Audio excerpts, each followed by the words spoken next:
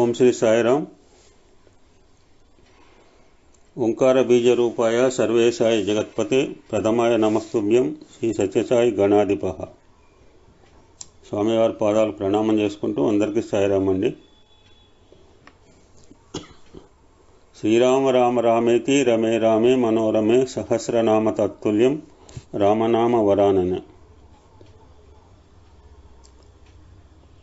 రామాయణంలోని రహస్యములు, సాయి భగవాను ధర్మ వివరణలు. నా సోదరుడు ఇప్పుడు పుట్టపర్తి బుక్ స్టాల్లో ఉన్నాడు. ఇప్పుడే పుట్టపర్తి బుక్ స్టాల్లో కాల్ చేశాడు.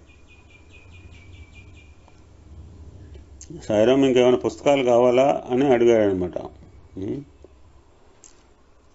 అది సాయి బంధుత్వం అంటే. ఈరోజు 46వ రహస్యము తెలుసుకునే ప్రయత్నం చేద్దాము. 47వ రహస్యంలో చారి గారు ఆ పాట ఉంటుంది.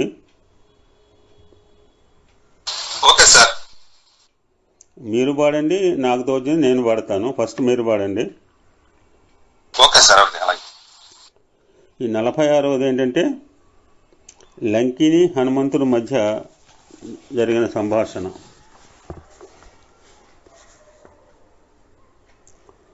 విష్ణువు తాను దశరథుని కుమారుగా పుడతానని చెప్పినప్పుడు ఆ మాటలను లంకాపట్నం సింహద్వారం వద్ద కాపలా కాసే లంకిని విన్నది.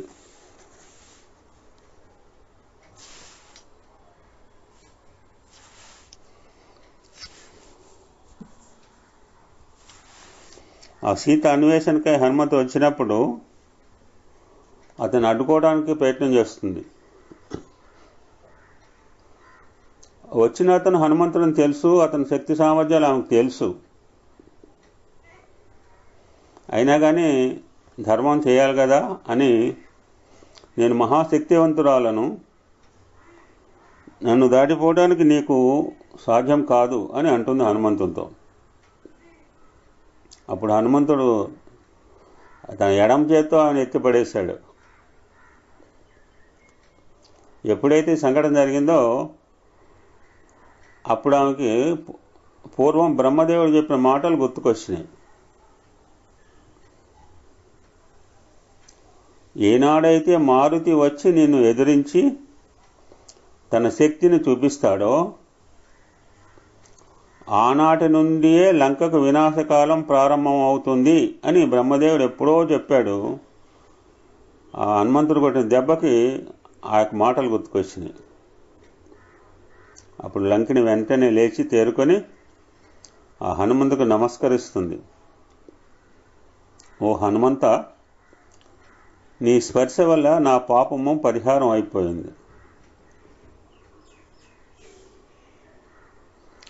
దర్శనం పాపనాశనం, స్పర్శనం కర్మ విమోచనం, సంభాషణం సంకటనాశనం. ఈ దర్శన స్పర్శన సంభాషణల యొక్క విశిష్టత ఏంటంటే ఈ 3 మాటలు. మనంతా అదృష్టవంతులం. ఆ సాక్షాత్ భగవంతుని యొక్క దర్శన స్పర్శన సంభాషణలను మనం అందరము గ్రోలిన వాళ్ళమే, చూరగొన్న వాళ్ళమే. నాకు నీ దర్శన స్పర్శన సంభాషణలు 3 లభించాయి. నా జన్మ ధన్యమైపోయింది. ఇక ఈ రోజు నుంచి లంకకు అధోగతి ప్రారంభమైనది అని ఓపెన్గా చెప్పేసింది. మరి ఇక్కడ హనుమంతుడు ఎక్కడి వాడు? అది కూడా మనం తెలుసుకోవాలి. సుమిత్ర పాయసపు గిన్నెను తనుకుపోయిన గరుడ పక్షి అంజనాదేవి ధ్యానం చేసుకునే సమయంలో దాన్ని ఆమె ఒళ్ళో పడేసింది. ఆమె ఆ పాయసాన్ని సేవించింది. తత్ఫలితంగా ఆమె గర్భంలో హనుమంతుడు జన్మించాడు. అంటే సాక్షాత్ రామలక్ష్మణ భరత శత్రువుల అంశమే హనుమంతుడు కూడా, అన్యుడు కాడు.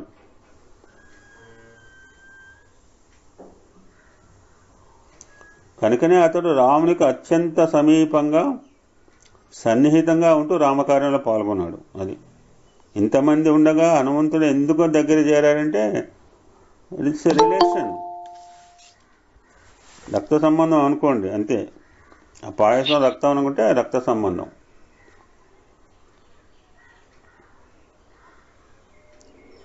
ఇప్పుడు 47వ సూక్ష్మము. మారుతి సీతమ్మకు రాముని యొక్క అంగుళీయం ఇచ్చుట.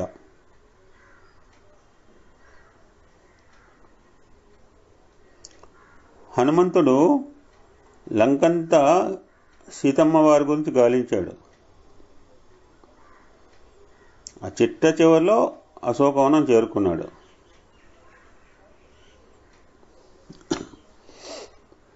అప్పుడు సీతాదేవి సించుపా వృక్షం ఆ చెట్టు కింద కూర్చుని ఉన్న సీతను చూశాడు.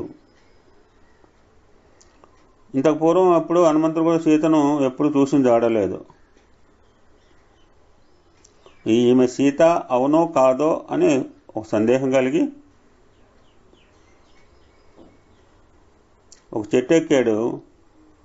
రామకథను గానం చేస్తూ వచ్చాడు. సార్ పాడతారా చారి గారు? పాడతాను సార్. పాడండి. రామ రామ రామ సీత రామ రామ రామ సీత శ్రీమద్రవికుల మందు జనించి సీతాదేవిని ప్రీతి వరించి ప్రేమనహల్యా శాపము తీర్చి ప్రియ భక్తుల రక్షించిన శ్రీ రఘురామ రామ రామ సీత రామ రామ రామ సీత గురువాజ్ఞను వనమందొలరించి గుహుని భక్తికి ఆనందము చెంది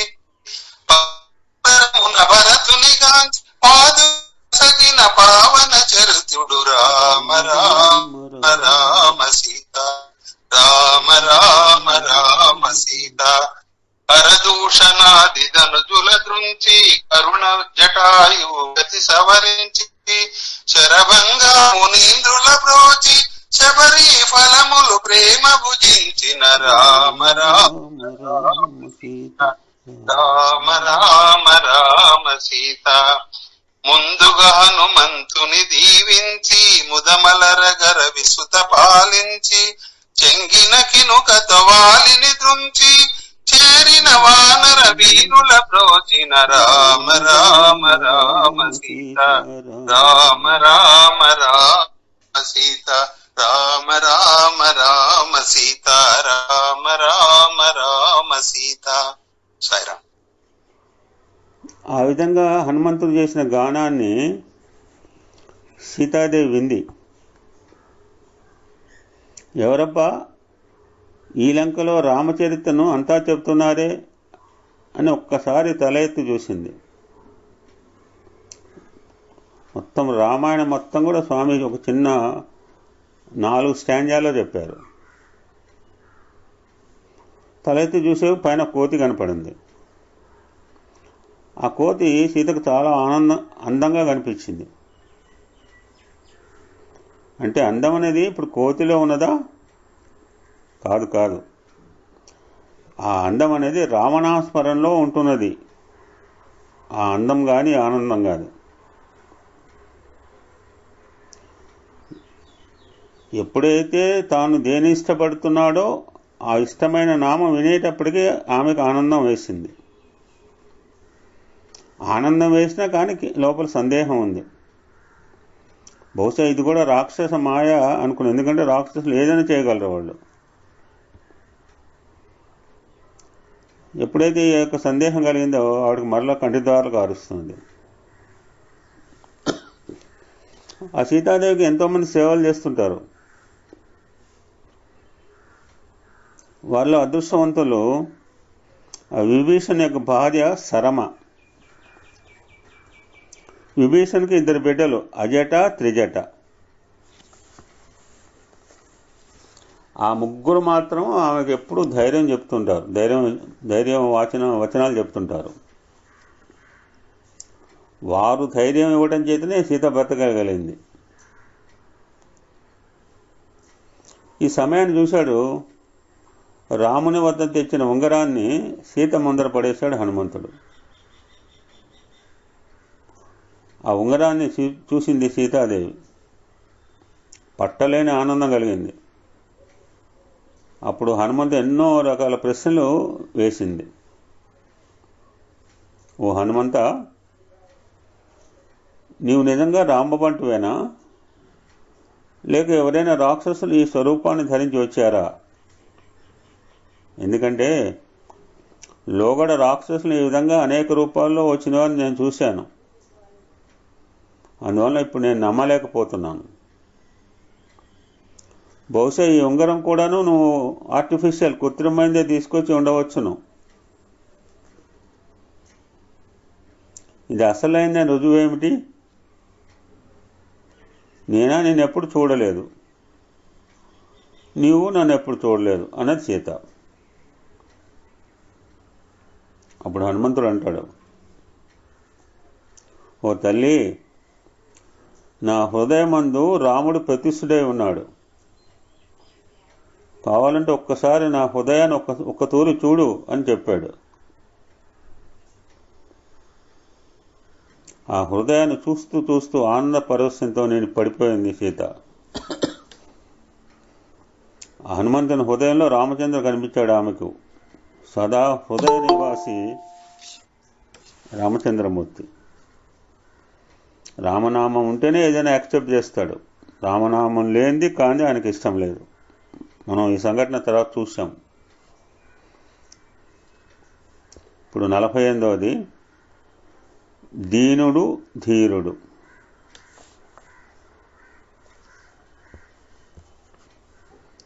ఇంద్రియాలను జయించిన వాడే మహాధీరుడు. ఇంద్రియాలకు లోబడిన వాడు మహాదీనుడనే చెప్పవచ్చు. హనుమంతుడు శాంతుడు, గుణవంతుడు, బలవంతుడు, గొప్ప విద్యావంతుడు. అందుకోసమే రాముని సేవకునిగా రూపొందాడు. ఇన్ని ఉన్నా కానీ ఆయనలో కించిత్ అహంకారం అనేది ఎక్కడా కనపడదు మనకి. ఎప్పుడు కూడా రాముని ఎదుట ఒక దీనునిగా నిలిచేవాడు.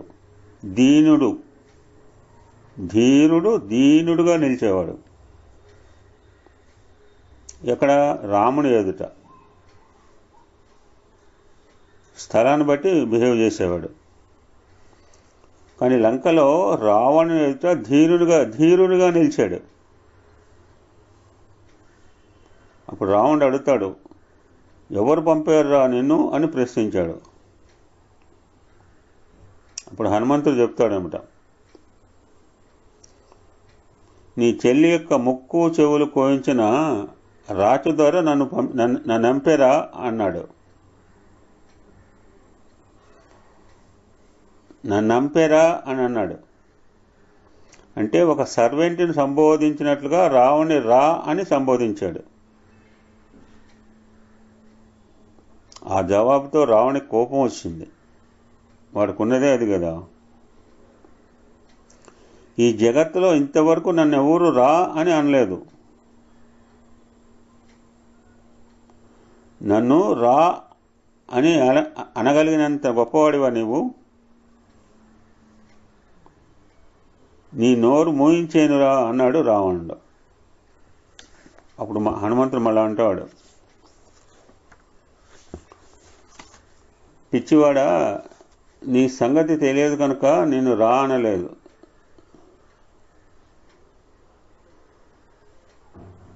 నేను తెలిసిన వాడిని. నా ప్రభు సాక్షాత్తు దేవుడు. కాబట్టి నిన్ను రా అనటానికి నాకు హక్కు ఉంది, నిన్ను కొట్టడానికి కూడా నాకు హక్కు ఉంది అన్నాడు. రావణునికి ఈ విధంగా బుద్ధి చెప్పాడు. ఇది కూడా సారి పాడితే బాగుండేదేమో. చారి గారు, ఈ పాట కూడా మీరే పాడితే బాగుండేదేమో. నేను మళ్ళీ కాపీ చేస్తాను. నేను చూడలేదు, గమనించలేదు. నేను ఇప్పుడు ఏదో నాకు దోచింది పాడతాను. మీరు రేపు ఒకసారి ప్రారంభంలో పాడి వినిపించండి. నేను చూడలేదు ఈ పాట. ఇదే పాట కళ్యాణం పాట 2 సార్లు వచ్చింది పేజీల మధ్యలో. సరే సార్. అప్పుడు హనుమంతుడు ఈ విధంగా బుద్ధి చెప్తాడు. బుద్ధి చెప్పేద రావణ, ఈ లంక నీకింక లేదురా దుర్గుణ. బుద్ధి చెప్పేద రావణ, ఈ లంక నీకింక లేదురా దుర్గుణ. బుద్ధి చెప్పేద వినుము నీవిక, సద్దు చేయక నాదు పలుకులు. బుద్ధికి యోచింపక చావుకు బద్ధుడవైతివి పాపమైతివి. బుద్ధి చెప్పేద రావణ, ఈ లంక నీకింక లేదురా దుర్గుణ. లోకములకు తల్లిరా సీతమ్మ, నీకు చూడగ తల్లేరా. లోకమాతను తెచ్చి ఇప్పుడు పాతకము నొడగట్టుకొంటివి. ఏకశరమున నీదు శిరములు, ఏకమారుగా త్రుంచు రాముడు. బుద్ధి చెప్పేద రావణ, ఈ లంక నీకింక లేదురా దుర్గుణ. సీతతో భాషించితి, రాముల చేతి ముద్దుటుంగరము అందించితి. పాతకుడ నీ వనముగాచిన పలు రాక్షసవరుల తంపితి. కోతినంచు నాతో పోరి యమపురి పాలయి దైత్యులు. బుద్ధి చెప్పేద రావణ, ఈ లంక నీకింక లేదురా దుర్గుణ అని ఇక్కడ లంకలో ఏమి చేశాడో, ఏం జరగబోతుందో కూడా హెచ్చరించాడు హనుమంతుడు. సరే, నేను ఇది పెడతాను సార్ పాట. పెట్టండి సార్, పెట్టండి, ప్రయత్నం చేస్తాను. అప్పుడు రావణుడు ఎప్పుడైతే రావణుడికి బుద్ధి చెప్పేవాడు ఎవడున్నాడు? ఈ మాటలు చెప్పేటప్పటికి పట్టలేని కోపంతో పళ్ళు పటపటా కొరుకుతూ వీటి తోకకు నిప్పు పెట్టవలసిందిగా రాక్షసుని ఆదేశించాడు. ఒక్కొక్క జంతువుకి ఒక్కొక్క అవయవము ప్రీతికరంగా ఉంటుంది. మనం ఏనుగు చూస్తే ఏనుగు అందం ఏంటంటే తొండము. ఇక్కడ కోతి చూస్తే కోతికి సౌందర్యము తోక. ఈ రెండు కూడా ఆ యొక్క జీవరాశులకి అత్యంత ప్రీతికరమైనవి.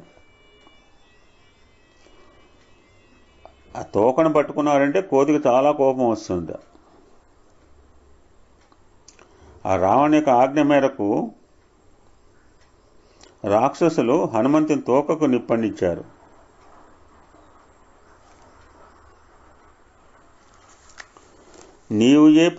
నీవు నేర్పిన విద్యయే నీరజాక్ష అన్నట్లు ఈ పని మీకే చేస్తాను చూడండి అని హనుమంతుడు ఆ మండుతున్న తోకతో లంకంతా అగ్గిపెట్టాడు.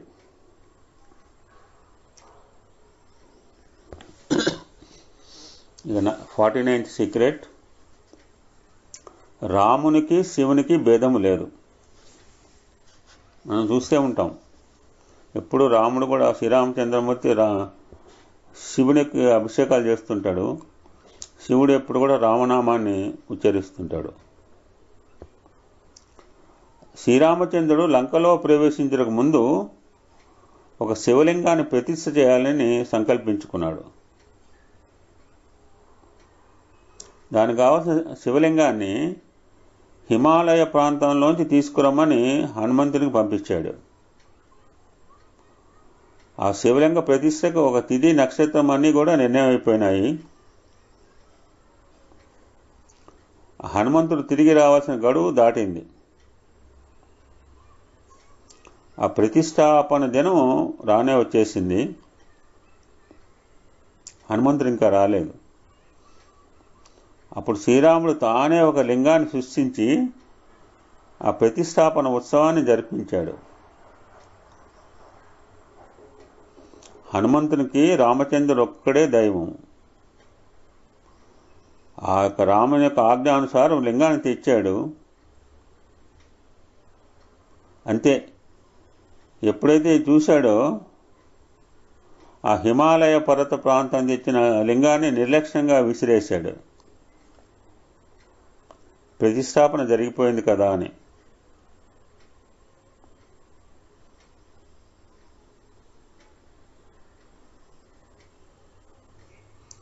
ఒకరోజు శ్రీరామచంద్రమూర్తి నడుస్తుంటే కాలికి ఒక రాయి తగిలిందిట. ఆ రాయి తగి తూలి పడిపోయాడు. అప్పుడు లక్ష్మణుడు ఏమి జరిగిందని ప్రశ్నిస్తే, ఏమీ లేదు, ఏదో ఒక రాయి కాలికి తగిలింది అన్నాడు రాముడు. ఈ మాటలు విన్న హనుమంతుడు, నేను ఇప్పుడే రాయిని పెరికివేస్తాను, ఇంకెవ్వరి కాలుకైనా తగలవచ్చును కదా అన్నాడు. అప్పుడు రాముడు అన్నాడు, కొండలనే మోయగల నీకు ఈ రాయితో ఏమి పని, వదిలేయి, నేను జాగ్రత్తగా నడుస్తానులే అన్నాడు. కాదు కాదు, రాయి నేను పైకి లాగవలసిందే అని అంటూ మొదటగా తన ఎడమ చేత్తో ఆ రాయిని లాగటానికి ప్రయత్నించాడు. కానీ రాయి కదలలేదు. తర్వాత కుడి చేత్తో ప్రయత్నించాడు, రాయి కదలలేదు. తన బలమంతా వినియోగించాడు, రాయిని లాగటానికి ఎంతో ప్రయత్నం చేశాడు. కానీ ఫలితం లేకుండా అయిపోయింది, లాభం లేకుండా అయిపోయింది. అప్పుడు ఆశ్చర్యం కలిగింది. ఏమిటి ప్రభు ఈ వింత అని అడిగాడు. అప్పుడు శ్రీరామచంద్రమూర్తి ఏమీ లేదు అని అంటూ తన కాలి బొటన వేలుతో ఆ రాయిని పెరికి పైకి విసిరేశాడు. ఆ రాయి హనుమంతుడు చేసిన శివలింగమే. ఆ రాయిలో నుంచి ఒక దివ్యమైన జ్యోతి ఆవిర్భవించి శ్రీరామచంద్రమూర్తిలో లీనమైపోయింది. మరలా ఒక దివ్యజ్యోతి శ్రీరామచంద్రుని నుంచి ఆవిర్భవించి ఆ రాయిలో ప్రవేశించింది. అంటే దీనివల్ల మనకేం తెలుస్తుందంటే, తనకు కానీ శివునికి కానీ భేదము లేని సత్యాన్ని హనుమంతునికి తెలియజేశాడు రామచంద్రమూర్తి ఈ సంఘటన ద్వారా.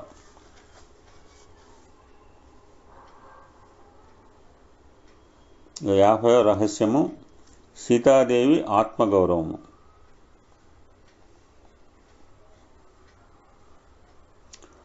లంకలో ఆంజనేయుడు రామ వియోగం చేత విలపిస్తున్న సీతను చూసి ఆయన హృదయం కరిగిపోయింది. అప్పుడు ఆవిడతో అంటాడు, నువ్వు నా భుజస్కంధాలపై కూర్చుంటే వెంటనే రాముని సన్నిధికి నేను చేరుస్తాను అని అన్నాడు, ఆవిడ దుఃఖాన్ని చూడలేక. అప్పుడు సీతాదేవి అంటుంది, ఓ ఆంజనేయ,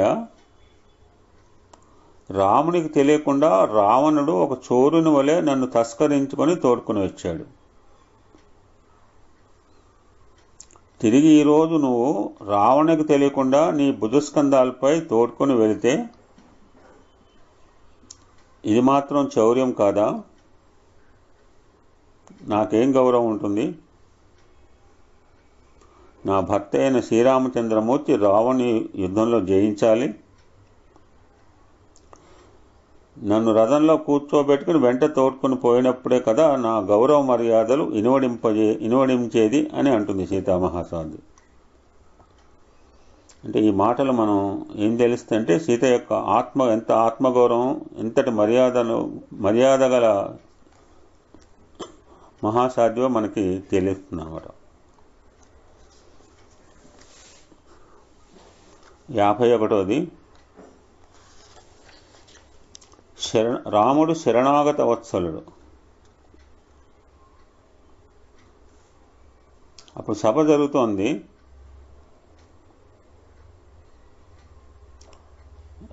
ఎంతోమంది రావణునికి జరగబోయేది చెప్పబోతున్నారు.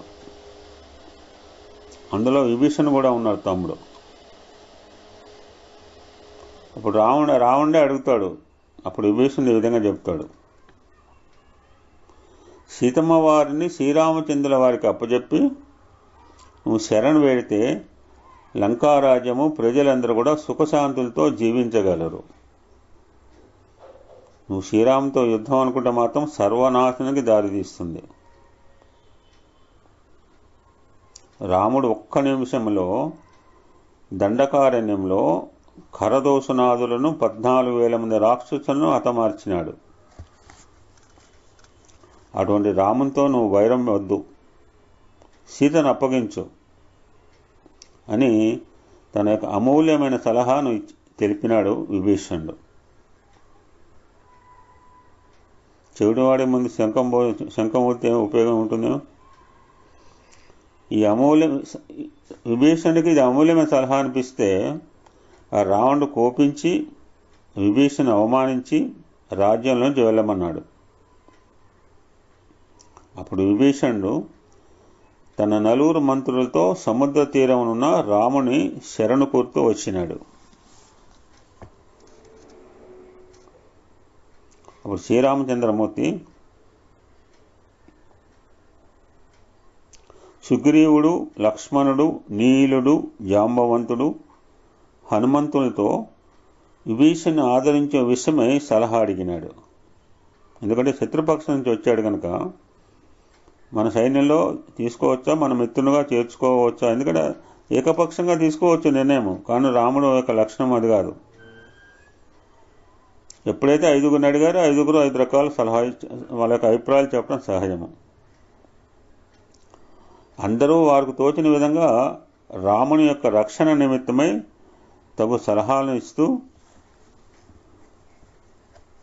శత్రుపక్షం వాడు గనక విభీషణుని చేరదీయుట ఎటువంటి పరిస్థితిలో కూడా శ్రేయస్కరం కాదు అని వారి యొక్క అభిప్రాయం చెప్పారు. కారణము రాముని రక్షణ. ఒక మాట గుర్తుపెట్టుకోవాలి మనం, for the sake of Rama it self only.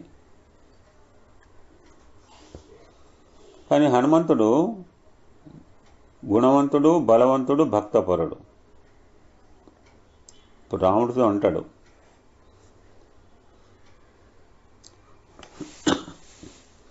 ఓ రామా, నీవు సాక్షాత్తు భగవంతుడివి, సర్వజ్ఞుడివి. అటువంటి వాడివైన నువ్వు నన్ను అడుగుతున్నావు. విభీషణుడు రావణుని తమ్ముడైనను రాక్షసుడైనను నేను చూశాను. లంకలో రామనామం జపిస్తూ రాక్షసుల వద్ద ఈ దంతాల మధ్య నాలుక వలె మెలుగుచున్నాడు. కనుక మీరు అతనికి రక్షణ ఇవ్వచ్చు అని అన్నాడు హనుమంతుడు. రామచంద్రమూర్తి అందరి అభిప్రాయాలు విన్న తర్వాత అదే మాట రిపీట్ చేస్తాడు. మీరందరూ నా రక్షణ నిమిత్తమై ఇచ్చిన సలహాలు తగు విధమైనవే, ఐఎమ్ యాక్సెప్టింగ్ ఇట్. కానీ నాకు ఎవరి రక్షణ అవసరం లేదు.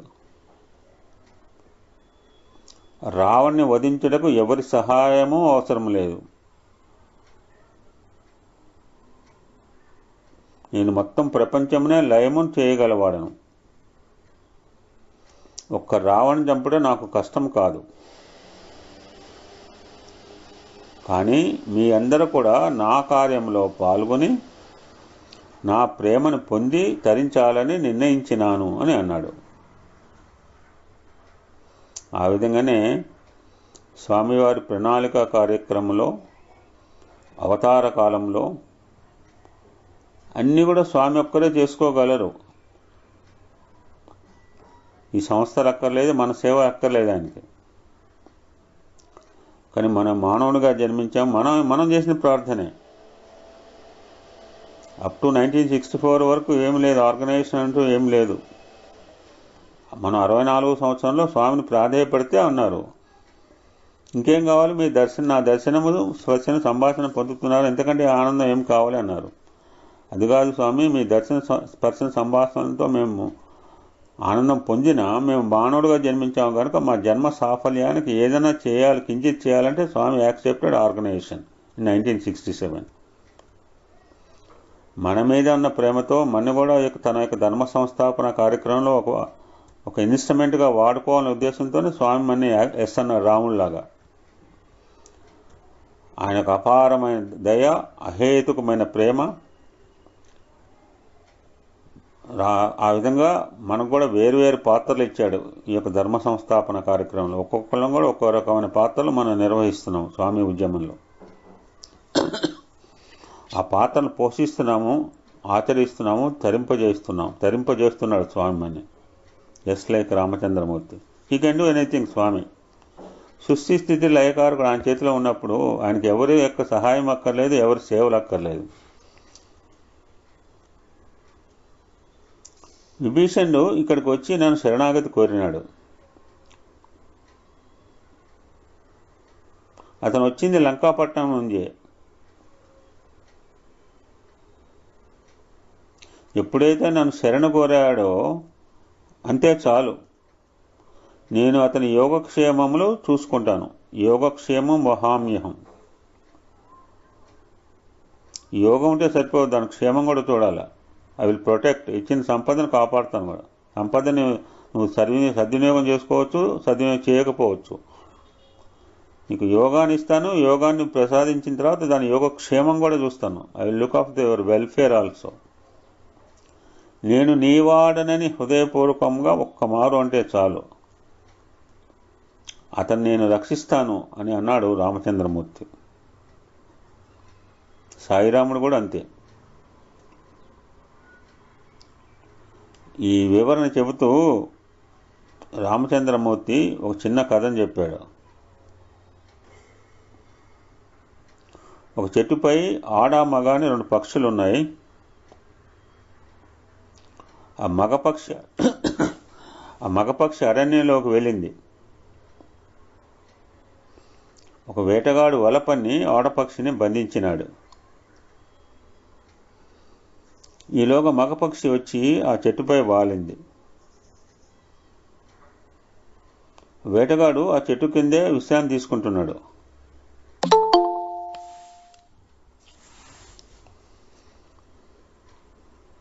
అప్పుడు ఆడపక్షి మగపక్షితో అంటుంది, ఇతను వేటగాడు నన్ను బంధించాడు, నీవు తప్పుకో, లేకపోతే నీవు కూడా బంధింపబడతావు అని అంది. అప్పుడు మగపక్షి అంటుంది, ఈ వేటగాడు మన నివాసంలో విశ్రమించినాడు, ఇతను మనకు అతిథి, కనుక అడుగకపోయినను అతనికి ఆతిథ్యం ఇచ్చుట మన ధర్మము. అతిథి దేవోభవ. భారతీయ సంస్కృతి 4 పిల్లర్స్లో అదొకటి. మాతృదేవోభవ, పితృదేవ, ఆచార్య, తర్వాత నెక్స్ట్ 4th ప్లేస్ అతిథికి ఇచ్చారు. అతిథులు అభ్యాగతులు అంటాము. కనుక అతనికి ఆతిథ్యం ఇచ్చడం నా ధర్మం అని పలికింది. తర్వాత వేటగానికి చలి కాచుకుంటూ చలిగా ఉండేటప్పటికి వాడికి చలి కాచుకునేందుకు మంట వేసి పెట్టింది. కొన్ని పండ్లు కాయలు ఆహారంగా ఇచ్చి అతనితో అంటుంది, బహుశా ఈ ఆహారంతో నీకు ఆకలి తీరదు, అందుచేత నేను ఇంకా ఏమన్నా ఇవ్వగలిగింది ఏమనుంటే నన్ను మాత్రమే అంటూ అగ్నిలో పడి అతన్ని ఆదరించింది. ఎప్పుడైతే ఈ కథ చెప్తూ లక్ష్మణ, సుగ్రీవ, జాంబవంత, హనుమంత ఆదులతో రాముడు అంటాడు, చూశారా, ఒక పక్షి మానవుడు ఆచరించవలసిన ధర్మాన్ని ఆచరించి స్వర్గమును చేరింది. నేను కనుక విభీషణునికి శరణాగతినీయక స్వర్గమునకు వెళ్ళినప్పుడు ఆ పక్షి కనబడితే దానికేమి సమాధానం ఇయ్యగలను? అపకారము చేసిన వానికైనా ఉపకారము చేసి ధర్మమును ఆచరించవలేను. కనుక నేను విభీషణుని తప్పకుండా ఆదరిస్తాను అని అప్పుడు తన యొక్క నిర్ణయాన్ని ప్రకటించాడు రామచంద్రమూర్తి. 52వ సూక్ష్మము, హనుమంతునికి సర్వదా రామచింతనే.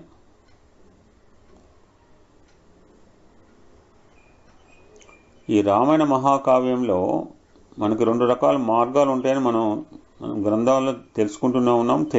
చదవకముందు కూడా తెలుసు. ప్రతి వారికి కూడా 2 మార్గాలు ఉంటాయి, ప్రవృత్తి మార్గము, నివృత్తి మార్గము.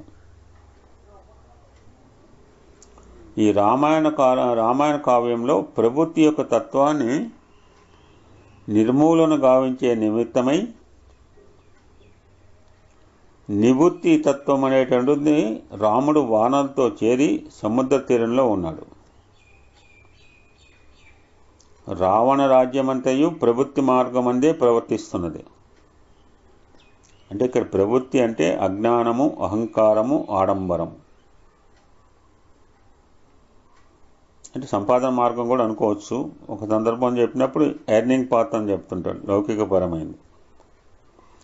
ఎన్ని చదువులు ఉండినప్పటికీ, ఎంత బలం ఉండినప్పటికీ, ఎంతటి ఉన్న స్థానంలో ఉన్నప్పటికీ ఈ మూడు కూడాను మానవుని ప్రవృత్తిలో నుంచి నివృత్తికి పోనేవు. అజ్ఞానము, అహంకారము, ఆడంబరము. సముద్ర తీరంలో రామ, లక్ష్మణ, సుగ్రీవ, జాంబవంత, హనుమంతులు అందరూ చేరి ముందు జరగవలసిన కార్యక్రమానికి ఏర్పాట్లు గావిస్తున్నారు. ఈ ఏర్పాట్లో నిమగ్నుడైన రాముడు అలసినట్లుగా లక్ష్మణ్ తొడపైన తలబెట్టి పడుకున్నాడు. అది పూర్ణిమ రాత్రి. నిజంగా చూస్తే యథార్థంగా రామునికి ఎటువంటి అలసట లేదు.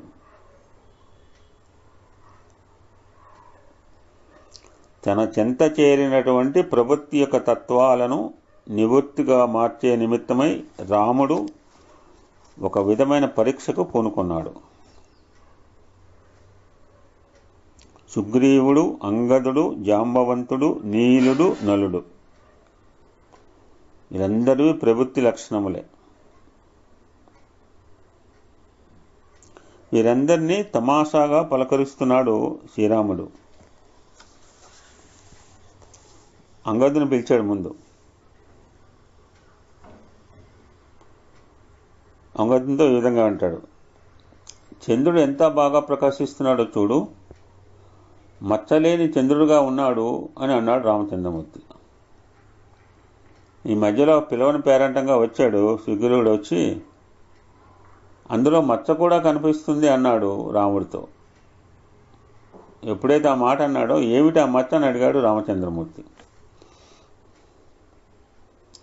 ఈ చంద్రుడు ప్రకృతి నుండి పోయినటువంటి వాడు కనుక ప్రకృతి స్వరూపమైన కొండలు, గుట్టలు, చెట్లు ఆ చంద్రుల్లో కనిపిస్తున్నాయి. సూర్యుడు, భూమి, చంద్రుడు ఒకే స్వరూపాలే. ఈ మూడు కూడాను మూడు ముక్కలుగా ఉంటున్నాయి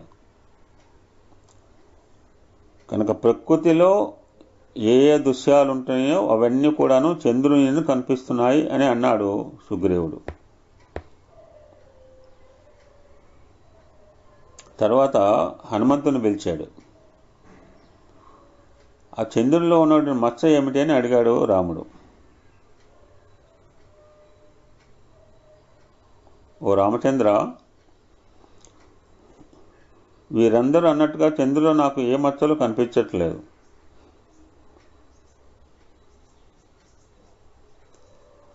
ప్రియ సోదరుడైన లక్ష్మణ్ తొడపై నీవు పరుండినప్పుడు నీ ముఖం యొక్క ప్రతిబింబమే చంద్రుని యందు కనిపిస్తున్నది. చంద్రుడు ఒక అద్దం వంటి వాడు. అందులో నీ ముఖం యొక్క ప్రతిబింబమే ఈ మచ్చవలే కనిపిస్తుంది అని అన్నాడు హనుమంతుడు. ఆ విధంగా సర్వత్రా సర్వకాలేషు సర్వదా రామచింతన, హరినామ సంకీర్తన, రామస్వరూపాన్ని నిరూపిస్తూ వచ్చాడు, ఆస్వాదిస్తూ వచ్చాడు హనుమంతుడు.